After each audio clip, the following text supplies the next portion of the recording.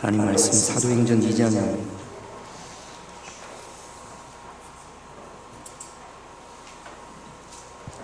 사도행전 2장 1절부터 4절까지 말씀, 제가 여러분들이 앉아 그렇게 기도합니다. 사도행전 2장 1절부터 4절입니다. 오순절 날이 이미 이름에 그들이 다 같이 한 곳에 모였더니 후련히 하늘로부터 파고 교환한 바람 같은 소리가 있어 그들이 앉은 온 집에 가득하며 마치 불의 혀처럼 갈라지는 것들이 그들에게 보여 각 사람 위에 하나씩 임하여 있더니 그들이 다 성령의 충만함을 받고 성령이 말하게 하심을 따라 다른 언어들로 말하기를 시작합니다. 아멘. 예수님께서 제자들에게 예루살렘을 떠나지 말고 아버지가 약속한 것을 기다려라 그랬습니다. 그 아버지가 약속한 것이 성령님인데 그런데 사실 성경에는 하나님께서 우리에게 주시고자 하는 많은 복들을 하나님께서 약속하셨습니다. 우리가 하나님으로부터 하나님이 약속하신 것을 우리가 받아 누려야 되지 않겠습니까? 그러기 위해서는 예수님께서 제자들에게 예루살렘을 떠나지 말라 그랬거든요. 먼저 순종입니다. 다른 어떤 것보다 여러분들이 정말로 하나님이 살아 역사하시는구나, 하나님께서 내 기도에 응답하시는구나, 하나님이 나와 함께 하시는구나, 이거를 느끼며 경험하며 체험하기를 원하는 분들은 가장 먼저 주님의 말씀에 순종하는 겁니다. 할렐루야. 아멘. 여러분 주의를 꼭 지켰으면 좋겠습니다. 신앙의 출발은 여기서부터 시작이 되는 겁니다. 제자들이 떠나지 말라고 그랬는데 잠깐 집에 가서 집안일 좀 해놓고 올게요. 그리고 갔다 온다든지 이런저런 일로 어디 갔다 오고 그러면 그곳에 성령이 임재하시면 또 그런 사람들은 하나님의 약속하신 것을 경험하지 못했을 겁니다. 순종, 이것이 어떤 것보다 제일 먼저임을 여러분들이 깨닫게 되시기를 바랍니다. 두 번째로 그들이 성령님을 기다리면서 예수님께서 말씀하신 그 약속하신 것을 기다리며 다른 것 한 게 아니라 더불어 마음을 같이하여 기도하기에 힘썼습니다. 아버지와 아들이 차를 타고 길을 가는데 작은 길에 큰 바위가 있어서 차가 더 이상 갈 수가 없었어요. 그러니까 아들이 아버지, 제가 바위를 굴러서 비키게 치우겠습니다. 그리고는 아들이 열심히 바위를 굴리는데 바위가 꼼짝도 안 합니다. 그러니까 아버지가 차 안에서 아들아, 좀 더 최선을 다해봐. 예, 아버지 알겠어요. 또 막 힘을 주니까 그래도 꼼짝도 안 합니다. 아들아, 좀 더 최선을 다해봐. 그랬더니 아들이 말했어요. 아버지, 지금 제가 최선을 다하는 그것이 아버지 눈에는 보이지 않으십니까? 그랬더니 아버지가 뭐라고 그러냐면, 아들아, 너의 최선은 나에게 부탁하는 거야. 너의 최선은 나에게 도움을 구하는 거야. 그렇게 말하더라는 겁니다. 여러분, 우리의 최선은 하나님 아버지께 도움을 구하는 겁니다. 할렐루야. 우리의 최선은 하나님 앞에 기도하는 겁니다. 우리는 자꾸 이 가장 중요한 최선을 빼놓고 그냥 내 힘으로 하려고 한단 말이죠.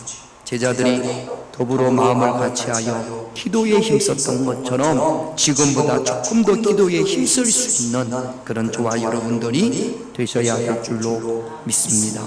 세 번째는 비어있는 것을 채웠어요.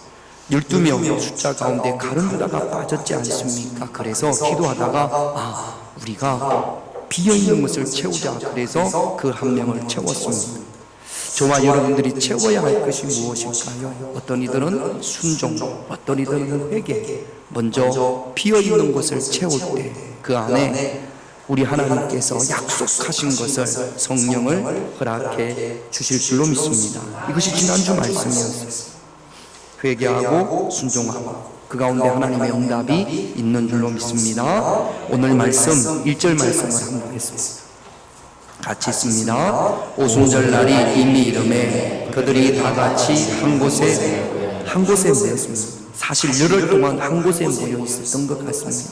어디로 흩어지지 않고 여기 모여 있던 곳이 우리가 흔히 알고 있는 말하는 마가의 다락방이라고 이야기를 합니다. 사진을 한번 볼까요? 지금 예루살렘에 가면 마가의 다락방으로 추측되어지는 건물입니다. 지금 꼭대기에 있는 게 저게 3층이고요. 우리가 1층처럼 보이는 저곳이 2층입니다. 지금도 예루살렘에 가면 아마 저곳에 비슷한 그리고 저런 모양으로 된 건물이 있지 않았을까 생각을 합니다. 그래서 가장 그래도 가까운 곳에 저 건물을 방문을 합니다. 내부를 한번 볼까요? 이렇게 생겼습니다. 여기에 120명이 모여서 거기서 더불어 마음을 같이 하여 열흘 동안 열심히 기도하는 거죠. 마가의 다락방보다 더 정확한 마가의 다락방이라는 표현은 성경에 없습니다. 여기가 어디냐면 마가의 어머니 마리아의 집 2층인 거죠. 이곳에 모여서 기도했는데, 그런데 오늘 말씀에 보면 1절 말씀을 다시 한번 볼까요? 위로 올라가서 오순절입니다. 무슨 절? 우리가 지난주가 우리 명절인 추석이었죠. 오순절은 구약의 명절입니다. 유대인들의 명절입니다. 유대인들의 명절이 어떤 거에 있는지 요때 한번 설명을 하고 가려고 제가 설명을 해드리겠습니다. 한번 자막을 한번 띄워볼까요? 자, 잊어먹어도 괜찮은데 지금은 여러분들이 이해를 하십시다. 유대인들이 1월이라고 하는 것은 우리가 지금 태양력을 쓰는 당열력의 1월이 아니라 유대인들은 언제가 1월이냐면 애굽에서 나온 날, 출애굽한 날, 그날을 첫째 달이라고 합니다. 애굽에서 탈출을 해서 광야로 들어간 모세를 통해서 애굽에서 나왔지 않습니까? 그것을 첫째 달이라고 하는데 그 첫째 달 14일이 유월절입니다. 뭐라고요? 유월절. 애굽에서 나올 때 마지막 10번째 재앙 때 양의 피를 바른 사람들의 집은 재앙이 다 넘어갔지 않습니까? 그래서 그날을 그 절기를 지키는데 유월절입니다.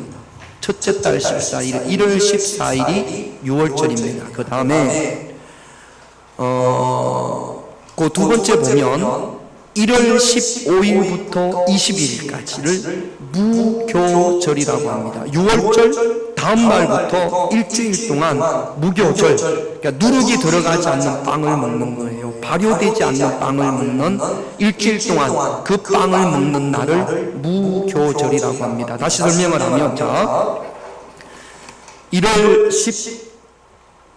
14일이 6월절이고요. 1월 15일부터 21일까지가 일주일이 무교절입니다. 그 다음에 6월절 이후에 첫 번째 일요일, 주일이죠. 요 날이 초실절입니다. 초실절. 그러니까 초실절은 6월절과 무교절 요 안에 초실절이 반드시 있는 거죠.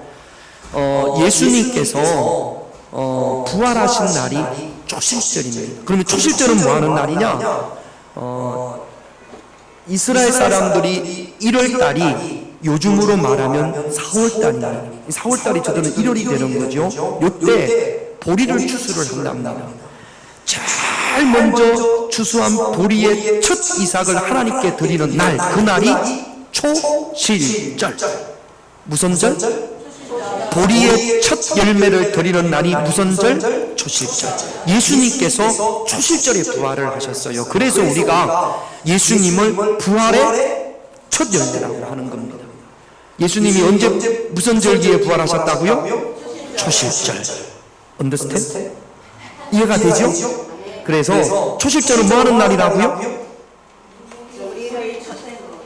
보리 추수한 거고, 보리를 첫 추수해서 보리의 첫 열매를 드린다고 그래서 초실절입니다. 자, 그 다음에 초실절부터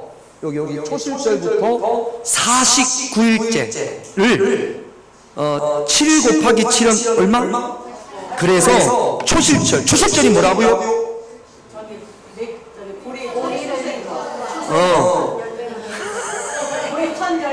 아시겠죠?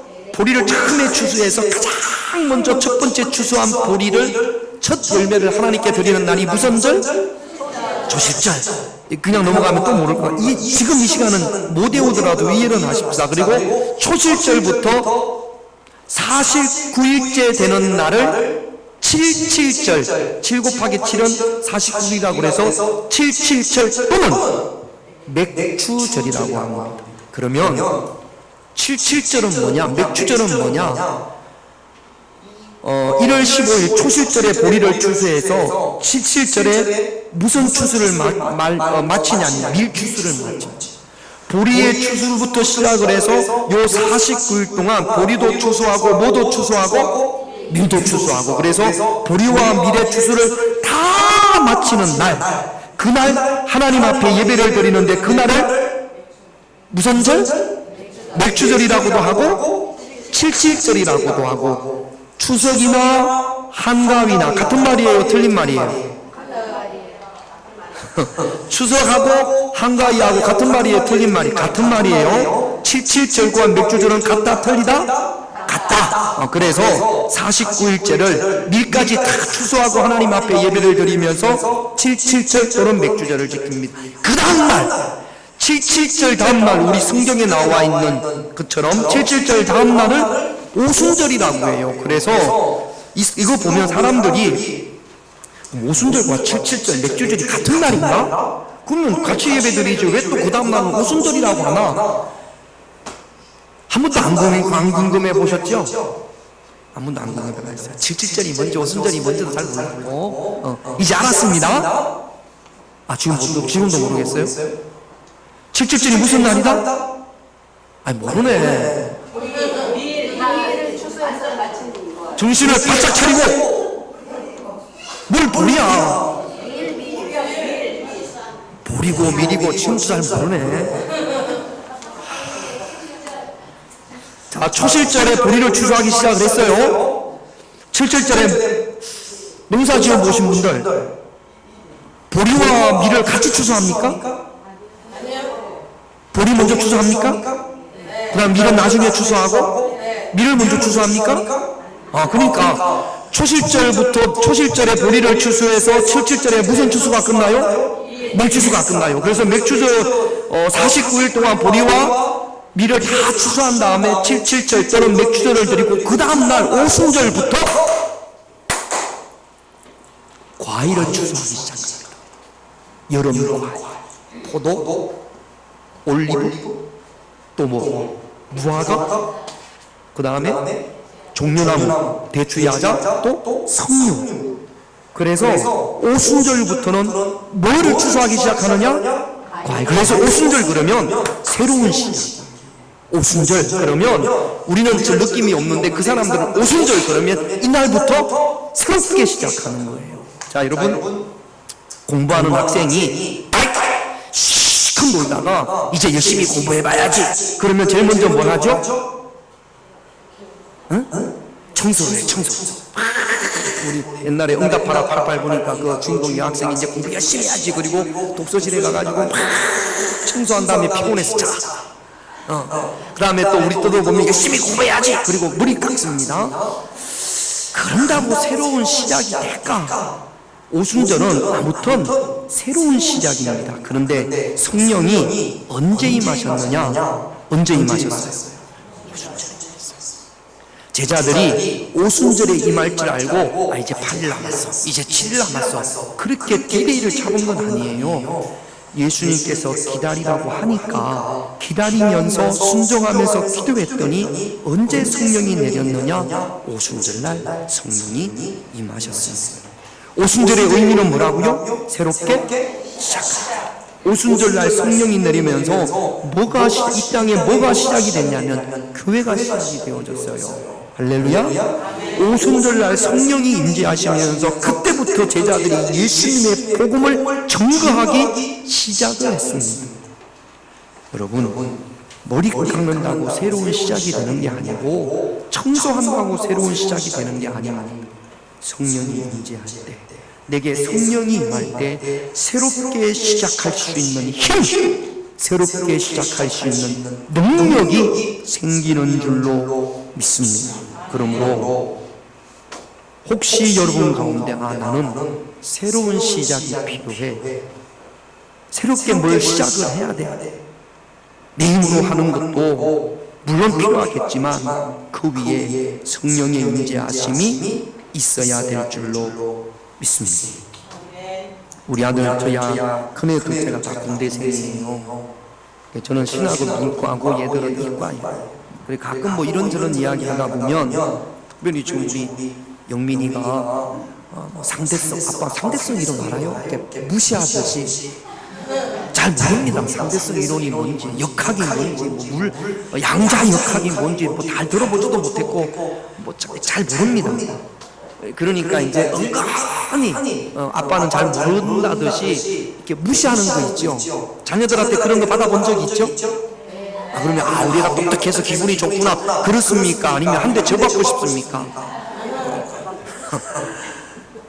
그래서 제가 좀 이렇게 상대성 이론, 특수 상대성 이론 뭐 이런 걸 좀 알아야겠다 싶어서, 그렇다고 제가 이 나이에 책을 사가지고 볼 수는 없잖아요. 물론 여러분들 같으면 또 학구열이 있으신 분들은 또 서점에 가서 책도 사보고 그랬지만, 근데 요즘 좋은 게 있어요. 뭐가 있어요? 유튜브가 있어요. 유튜브. 그래서 알기 쉬운 과학상식 뭐 이렇게 보니까 많더라고요. 물리학자들이 나와가지고 쉽게 물리학을, 상대성 이론이 뭐냐, 특수 상대성 이론이 뭐냐, 양자 역학이 뭐냐, 천체 물리학이 뭐냐, 통계 물리학이 뭐냐, 뭐 생물학이 뭐 이런 걸 쉽게 해주는, 다 뭐 서울대 교수님, 경희대, 연세대, 고려대 교수님 뭐 자기를 설명하는데 저는 서울대 핵물리학자 누구 교수입니다 이런 분들이 나오셔가지고 여러 명이 나와서 이야기하는 거를 제가 요즘 열심히 보는데 모르겠어요.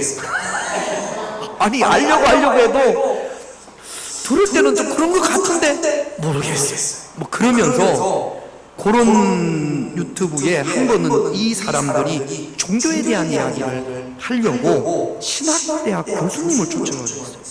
이 사람들은 기독교인들이 아닙니다. 비기독교인들이고 교회를 하는 과학자들이에요. 그러면서 성경에 대해서 학문적으로 질문을 하죠. 질문을 하면 성경에 대해서 어떤 성경에 모순이 많다, 비과학적이다, 어떻다 이야기를 막 하면 그 교수님도 막 부정적으로 이야기해요. 당신들이 잘못했다, 그렇지 않다, 그렇게 이야기하지 않습니다. 그 사람들이 이해할 수 있을 만큼 최대한 학문적인 설명을 하려고 무진장 노력을 해요. 그러면서 자기도 20대에는 교회를 다녔던 모양입니다. 그 신학대학 교수님이라는 분이 성경에 대해서 너무 반감이 컸다. 그러면서 그들이 고민하는 것보다 더 큰 고민했던 것을 쭉 이야기하네요. 성경의 모순성, 비과학적인 거, 말도 안 될 것 같은 그런 것들을 쭉, 나도 이런 고민이 있었다. 그랬더니 그 학자들이 자기들하고 비슷하거든요. 자기들이 생각하지 못한 그런 반감을 가지기도 했거든요. 그러니까 이제 거의 끝나갈 무렵에, 근데 어떻게 신학을 하냐고. 그렇지 않아. 그렇게 막 성경에 대해서 부정적이고 반감을 가지고 있고 막 비판적이었던 이 사람이 어떻게 신학을 했고 목사님이 됐냐를 질문하는 겁니다. 그랬더니 저한테 부정할 수 있는 경험이 있었습니다. 같은 학자잖아요. 그리고 또 교수님들은 보면 쓰는 언어들이 좀 비슷한, 교수들만의 그런 언어들이 있어요. 꽤 통한단 말이죠. 서로 전공은 달라고. 그러니까 이들이 이야기를 좀 해달라. 무슨 일이 있었냐? 그랬더니 이분이 한 2, 3분 정도 짧게 자기의 간정을 막 성경에 대해서 반감이 있고 비판적이고 교회에 대해서 부정적이고 그러면서 살도 너무 힘들고 그러는 어느 날 아마 부모님에게죠. 거의 가고 싶지 않은 교회의 집회에 참석을 했답니다. 빨리 끝나기만을 바라고 빨리 끝나고 빨리 갔으면 좋겠다. 아마 이분들 가운데서도 그냥 나는 오기 싫은데 억지로 와서 사실 나중에 이야기하죠. 하여튼 그래가지고 끝났습니다. 끝나고 나면 이제 보통 불 끄고 기도하잖아요. 불을 꺼서 눈을 이제 막 끄자마자 바로 갈 수는 없으니까 여러분 예배 끝나고 틈을 같이 나가는 거는 기회가 없어요. 한 3, 4초라도 눈을 좀 감고 잠깐이라도 지금은 눈 떠야 돼요. 지금은 눈 떠야 되고 끝나고 나서 밤에라도 잠깐이라도 저도 그런 경험이 있거든요. 잠깐 제가 하나님 정말로 계십니까? 라는 질문 가운데 제가 그 질문이 저를 지금 이곳에 오기까지 이 자리에까지 오게 한 거거든요. 이분이 눈을 딱 감았는데 캄캄한데 옆에 누가 있더라. 너무나 확실하게 느껴질 정도로 옆에 누가 있는데 얼굴이 보이더라는 겁니다. 옆에 있는데 그 얼굴이 눈을 감고 있는데 그 얼굴이 자기를 향해서 언제까지 이렇게 방황할래? 언제까지 이런 방황하는 삶을 살래? 너무나 확실해. 그러면서 자기가 너무 힘든 과정을 겪어오면서 너무나 힘들고 그 힘든 과정에서 비관적이고 부정적이고 사회에 대한 어떤 부정적인 생각들이 가득했는데 그 목소리와 함께 과거에 살아온 삶을 쭉 생각이 나는데 가장 힘들고 어려울 때마다 이분이 함께 하셨다라는 게 그대로 느껴지더라는 겁니다. 그때도 함께 하셨죠. 그 험난한 강을 건널 때도 함께 하셨죠. 그 모래밭을 건널 때도 함께 하셨죠. 그러면서 자기의 인생관이 그 한순간에 확 바뀌더라는 거예요. 지금도 성경에서 답하지 못한 게 여전히 자기 앞에 많이 있다.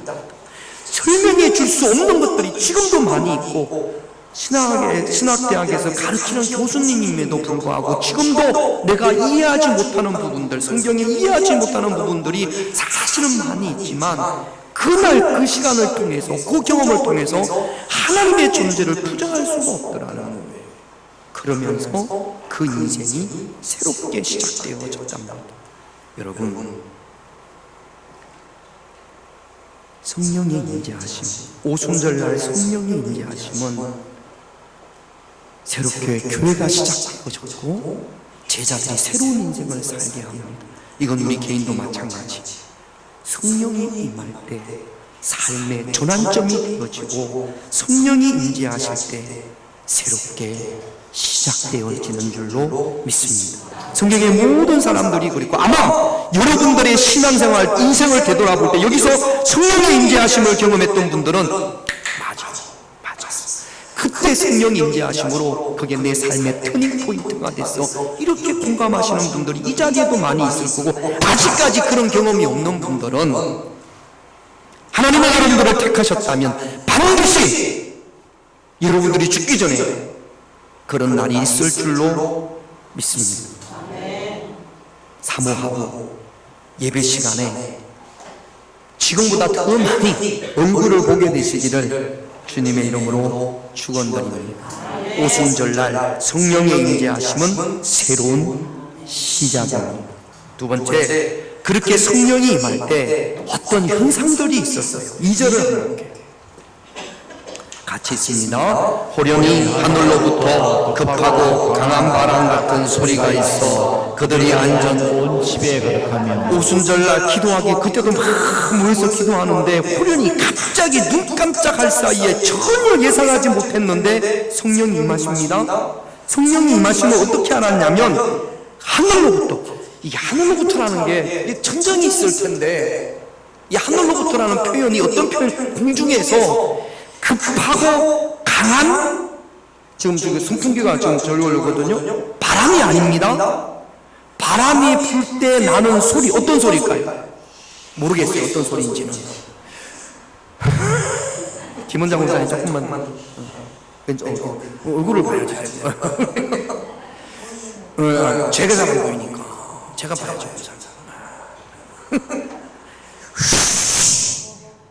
하는 소리인지 이것은 입에서 나오는 소리가 아니야 하는 것처럼 어떤 소리가 들렸습니다. 여러분,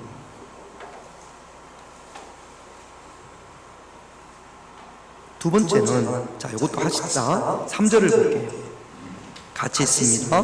마치 불의 혀처럼 갈라지는 것들이 그에게 보여 각 사람 위에 하나씩 임하여 있더니. 들었습니다. 그 보니까 불의 혀같이 갈라지는 거라는 것은, 여러분 시골에서 아궁이에 불을 떼면 불이 밖으로 슉 나왔다가 슉 들어가죠. 요거를 불의 혀라고 이야기한답니다. 그런 것들이 각 사람 머리 위에 다 있답니다. 지금 무슨 절날이니까 이거 밤인지 낮인지는 뭐 성경이 없으니까 하여튼 그런 불들이 요 120명의 머리에 다 있다는 거죠. 여러분, 이런 듣고 보는 게 성령이 임할 때마다 늘 바람이 불고 성령이 임재하실 때마다 늘 불이 있고 그런 게 아닙니다. 여러분, 사도행전을 읽어보면 성령이 임할 때 불, 바람은 여기밖에 없어요. 이런 신비한 현상은 단 이례적인 겁니다. 제가 금요일에도 말씀을 드렸습니다만 막 성령이 임해가지고 불이 막 여기에 있어요. 제가 언젠가 예배를 마치고 내려왔더니 어떤 권사님이 저한테 그러시더라고요. 목사님, 오늘 목사님이 설교하는데 뒤에 막 불덩이가 확 타고 있더라. 그러면 제 등이 뜨겁겠습니까? 안 뜨겁겠습니까? 안 뜨거워요. 뭐 뜨거워. 어떤 분은 목사님 손에 막 불이 이렇게 펄게 있더라는데, 근데 여러분 보세요. 제 머리 위에 불이 막 이렇게 활활 타는 게 보인다고 하십시다. 여러분들이 성령이 충만해가지고 여기 불이 막 있어요. 그럼 제가 이 불 가지고 우리 고윤난 집사님, 권사님 집에 가서 머리 깎을 때 권사님이 내 머리에 불이 막 있는 게 보이면 머리를 깎을 수 있을까요? 없을까요? 없어요. 그렇다고 뭐 지가 꼬불락꼬불락 돼가지고 빠마가 되는 것도 아니고, 여러분 이런 현상들은 단 이례적입니다. 인생에 한 번 있을까 말까. 더 중요한 것은 무엇이냐면, 여러분 우리가 성령이 임재하실 때 들렸잖아요. 여러분 우리도 성령이 임재하실 때 우리의 귀에 무슨 현상이 나타나냐면, 여러분 소리가 기도할 때마다 슉 소리가 나면 참 힘들 겁니다. 이명이나 뭐가 다르겠어요. 거리 소리에서 빽 하고 소리가 나는 거랑, 여러분 정말로 중요한 것은 성령이 임할 때 그 전에는 하나님의 말씀이, 목사님이 예배 시간에 설교를 해도 하나도 이해가 안 됐어요. 도대체 저게 무슨, 제가 그 물리학 이야기를 들으면 뭔 이야기인지를 하나도 모르겠는 것처럼 목사님이 말씀을 하셔도 하나도 이해가 안 되고 믿어지지도 않고, 그런데 성령이 임하잖아요. 그 목사님 말씀이 믿어지고 듣고 싶고 마음이 좋고 감동이 되고 은혜가 돼요. 그것이 곧 내 안에 성령이 임했을 때 내 귀가 목사님의 말씀에, 하나님의 말씀에 내 귀가 반응하는 거죠. 하나님의 말씀이 들리는 거죠. 할렐루야. 나는 언제부터 하나님의 말씀이 믿어지기 시작해? 내 안에 누가 임하신 겁니까? 성령이 임재하신 줄로 믿습니다. 처음에 교회 나오면 하나도 이해도 안 되고 그 다음에 깨닫지도 않고 감동도 없지 않습니까? 그런데 말씀이 들려진단 말이죠. 성령의 듣게 하심을 따라 들려지는 겁니다. 보는 것도 마찬가지예요. 성령이 보게 하심을 따라 보여지는 겁니다. 전에는, 성령 받기 전에는 교회에 나오면 불편한 것만 보였어요. 기분 나쁜 것만 보이고, 그런데 성령이 임하실 때 성령이 나를 통해서 보게 한단 말이죠. 무슨 신비한 현상을 보게 하는 것보다 내가 뭘 해야 될지, 긍휼이 보이기 시작하고 감사가 보이기 시작하고 불쌍히 여김이 보여지기 시작을 합니다. 전에는 저 사람이 미웠어. 볼 때마다 미웠어. 저 인간을 어떻게 해야 되나 볼 때마다 미웠는데 성령이 임하시면 볼 때마다 사랑스럽단 말이죠. 할렐루야. 이건 사람의 힘으로 하는 게 아니에요. 성령의 보게 하심을 따라 보게 되는 줄로 믿습니다. 혹시 교회 안에서 미운 사람 있잖아요. 하나님, 성령이 임하시옵소서. 성령의 보게 하심을 따라 보게 하시옵소서. 그래서 누가 그러더라고요. 성령이 임하시면 이빨 사이에 고춧가루가 예술처럼 보인답니다. 너무 아름답게 성령이 임하시니까 성령이 포기하심을 따라 푸는 거니까. 네 번째는요 4절을 한번 보겠습니다. 4절 같이 했습니다. 그들이 다 성령의 충만함을 받고 성령이 말하게 하심을 따라 다른 언어들로 말하기를 시작합니다. 다른 언어들을 말합니다. 120명이 여러분, 우리가 기도할 때 방언으로 기도하는 분들이 있잖아요. 이거는 기도가 아니에요. 지금 성령 받은 제자들이 다른 사람들에게 예수님이 부활하셨음을 말합니다.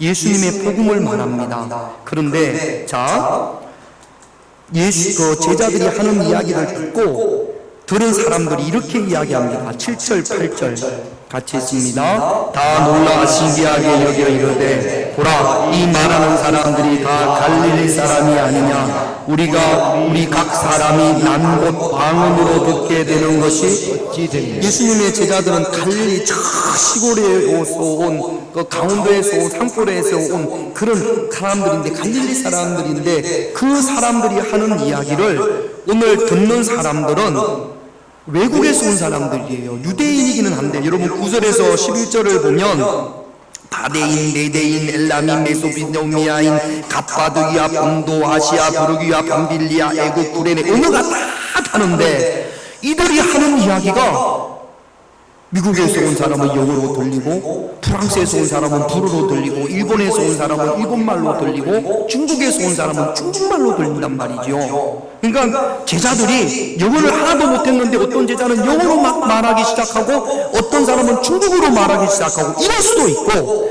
제자들은 갈라는 말로 그대로 이야기하는데 듣는 사람들이 그렇게 들을 수도 있고. 그런데 오늘 말씀에 보면 제자들이 말을 할 때 누구의 말하게 하심을 따라? 성령의 말하게 하심을 따라. 자기 생각으로 말하는 것이 아니라 성령의 말하게 하심을 따라. 여러분, 성령이 임재하시면 우리의 또 성령의 말하게 하심을 따라 말해야 할 줄로 믿습니다. 기도 시간에 기도하는 것 외에 내가 사람에게 내 의견을 이야기할 때, 무엇을 이야기할 때도 성령의 말하게 하심을 따라. 성령 받기 전에는 판단하는 말, 비판하는 말, 원망하는 말, 미움과 시기의 말, 욕과 저주, 심판, 거짓말, 이간질, 이런 것들이 생각지도 않게 그냥 이간질하는 말이 나오고, 시기하는 말이 나오고, 거짓말이 나오고 이랬단 말이죠. 성령이 임하시면 성령의 말하게 하심을 따라 거짓말 할 수 있어요, 없어요?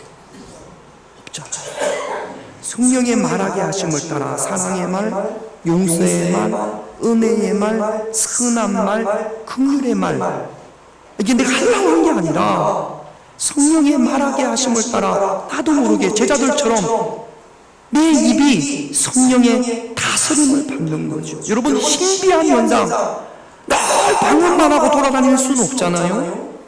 그렇지 않습니까? 정말로 성령이 임재하시면, 성령의 임재하심으로 내가 성령으로 충만하면 내 입이 성령의 말하게 하심을 따라 말한다. 할렐루야. 싸울 때도 성령의 말하게 하심을 따라 가능할까요? 이만영 권사님 따로 앉으셨어요. 싸웠어요? 그건 아니고. 여러분, 혹시 오늘 하루 중에서도 내가 누구에게 말을 할 때 내가 지금 성령의 말하게 하심을 따라 말하는 건지, 아니면 성령과 전혀 상관없이 하는 말인지, 그리고 거기까지만 가도 우리는 벌써 신앙이 많이 성숙해진 거겠죠. 지금 내가 말을 하는 것이 성령의 말하게 하심을 따라 말하는 건지 그렇지 않은지를 구별하시오. 성령의 말하게 하심을 따라 말할 수 있는 그런 저와 여러분들이 되셔야 될 줄로 믿습니다. 성령의 듣게 하심을 따라 듣고, 성령의 듣게 하심을 따라 들어야 됩니다. 다 듣지 말고 성령의 보게 하심을 따라 보고 성령의 말하게 하심을 따라 말할 수 있는, 그래서 이때부터 제자들이 복음을 증거하는데 성령의 보게 하심을 따라 보고 너무 불쌍하죠. 예수님은 성령의 듣게 하심을 따라 들었고 성령의 말하게 하심을 따라 말한 줄로 믿습니다. 오늘 우리 한 주간을 이번 주 살면서 내가 지금 보는 것이 성령의 보게 하심인지 성령의 듣게 하심인지 성령의 말하게 하심인지를 구별할 수 있는 그런 저와 여러분들이 되시기를 주님의 이름으로 축원드립니다. 외적인 요소도 있지만 내적인 요소도 있어요. 여러분, 술 취한 사람들 보면 금방 토시가 나지 않습니까?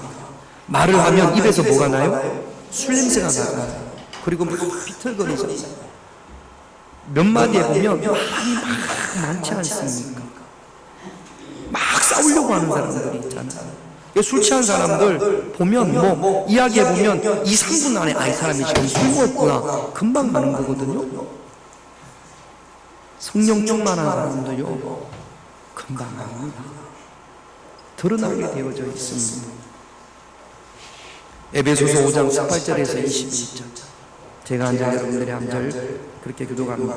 술 취하지 말라. 이런 방탕한 것이니 오직 성령으로 충만함을 받으라. 시와 찬송과 신령한 노래들로 서로 화답하며 너희의 마음으로 주께 노래하며 찬송하며 범사에 우리 주 예수 그리스도의 이름으로 항상 아버지 하나님께 감사하며 그리스도를 경외하고 피차 복종하라. 여러분, 에베소 5장 18절부터 21절에 보면 술 취하지 말고 성령으로 충만하라. 성령으로 충만할 때 충만한 사람의 삶 속에 나타나는 그 모습을 보면 우리가 흔히 이야기하는 것처럼 성령이 충만한 사람은 교회 와가지고 막 방언하고 막 두드리고 몸을 막 들고, 물론 성령이 임재하실 때 그런 현상들이 있어요.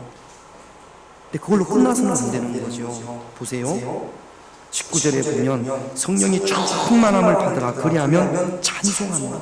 그 입에서 찬양이 떠나지 않습니다. 기쁨의 찬양, 은혜의 찬양, 평강의 찬양, 늘 찬양하는 입이 되어집니다.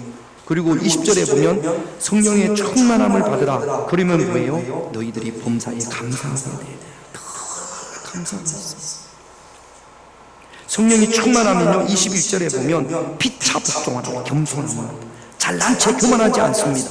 성령이 충만한 사람은 서로 간의 복종이라는 것이 겸손을 말하는 거거든요. 겸손합니다. 이 사람이 지금 성령이 충만하냐 충만하지 않느냐, 그 사람의 삶의 기쁨의 찬양이 떠나지 않아요. 늘 내 영혼이 훔쳐입어 할렐루야 찬양하세. 환경이나 상황이 전혀 찬양할 상황이 아닌데도 성령으로 충만할 때 입에서만 나는 찬양이 아니고요, 그 마음 깊이에서 나오는 그 어디나 하늘나라 할렐루야 찬양이 넘쳐납니다. 그리고 감사합니다. 여러분, 성령 충만한 사람이 덥다 짜다 맵다 죽고 싶다 뭐 이런 이야기 하지 않지 않습니까? 성령으로 충만하면 그 안에 입만 열면 감사해요. 아니에요 감사해요. 아니에요 감사해요. 그리고 겸손합니다. 여러분, 성령님의 다스림을 받아 늘 찬송하며 늘 감사하며 늘 겸손한 그런 저와 여러분들이 되시길 주님의 이름으로 축원드립니다. 내 안에 성령이 고갈되면 찬송 대신에 슬프니까 늘 부정적이고 늘 우울합니다. 내 안에 성령이 사라지면 감사가 불평과 원망으로 바뀌어집니다. 성령이 사라지면 겸손함을 잊어버리고 하나님이 가장 싫어하는 교만함으로 가득하게 되는 거죠. 성령 충만으로 찬송이 회복되어지고 감사가 회복되어지고 겸손이 회복되어질 수 있는 그런 저와 여러분들이 되셔야 될 줄로 믿습니다. 왜 이렇게 내 삶이 지금 힘들고 어려울까?